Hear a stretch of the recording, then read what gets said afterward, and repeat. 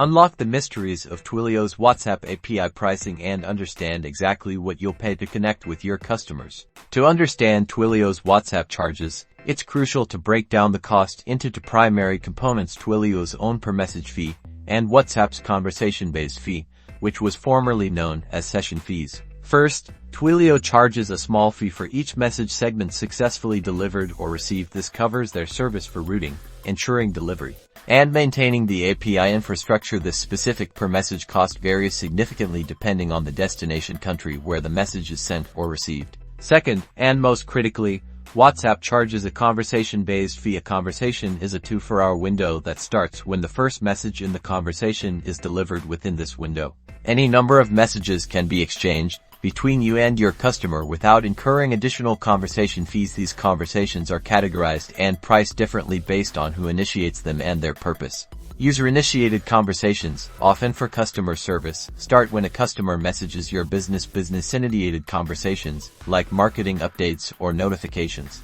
begin when your business sends the first message outside an active 24-hour window. Each category, such as utility, marketing, or authentication, has its own distinct pricing, which also varies by the recipient's country. So, when calculating your costs, always consider both Twilio's message delivery fee and WhatsApp's conversation fees for the most up-to-date and specific pricing details. Always consult Twilio's official pricing page directly, as rates can change based on regional regulations and updates.